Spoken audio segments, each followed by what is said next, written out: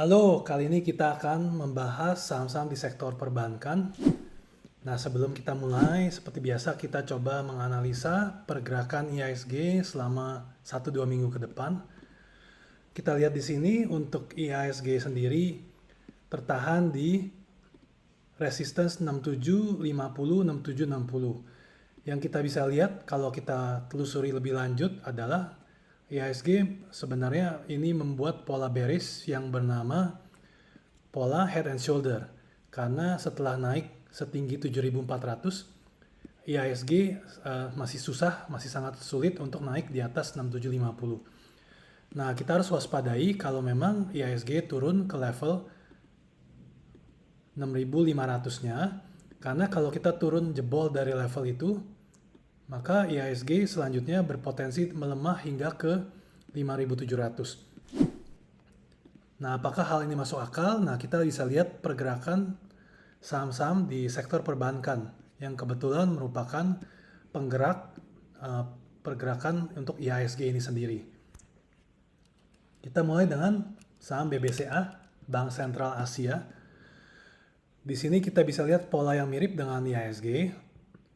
Mereka membentuk pola head and shoulder, di mana ini sudah terjadi sejak bulan Oktober. Jadi ini bukan pola yang sebentar-sebentar atau ada prank atau digoreng-goreng, tapi ini merupakan pola pergerakan yang membutuhkan dana yang sangat besar. Nah, saat ini BCA sendiri sudah turun di bawah 7250.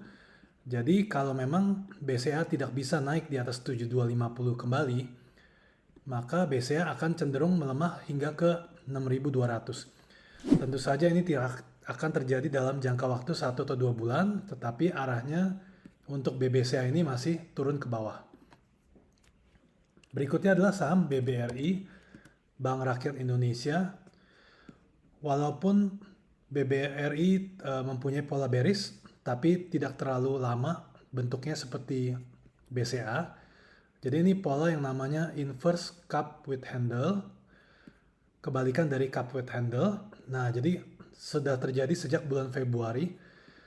Saat ini sudah turun di bawah support kritikal 4250. Nah, jadi kalau BBRI berada di bawah ini, maka potensi penurunan BBRI akan cenderung melemah hingga ke 3575 atau 3600. Kita ke saham berikutnya adalah BMRI, Bank Mandiri. Ini mirip-mirip dengan BBRI, di mana BMRI mencoba bertahan di level support 7550. Tapi saat ini sudah turun di bawah itu, jadi kemungkinan besar BMRI akan turun mengikuti pola bearish ini, di mana pelemahannya berpotensi hingga turun ke 6000. Lalu berikutnya adalah BBNI, Bank Negara Indonesia. Nah, kita lihat BBNI membentuk pola head and shoulder kecil, hanya terbentuk sejak bulan Maret tahun ini. Jadi ada kemungkinan pola ini tidak akan sekonfirmasi seperti BBCA. Akan tetapi kalau BBNI tidak bisa naik di atas 7950-nya, maka BBNI akan cenderung melemah ke level 6000. Jadi bisa kita tunggu di sana. Moga-moga tidak terjadi, tapi saat ini inilah yang teknikalnya perlihatkan kepada kita. Lalu yang terakhir adalah BBTN, Bank Tabungan Negara. BBTN ini sempat naik ke atas sejak Oktober ini. Nah, jadi selama Oktober sampai Juni 2022, ini mirip-mirip dengan BCA ya. BBTN berada di atas kotak merah ini, berada di antara 1550 hingga 1850. Nah, setelah kotak merah ini tertembus ke bawah, maka BBTN akan cenderung melemah.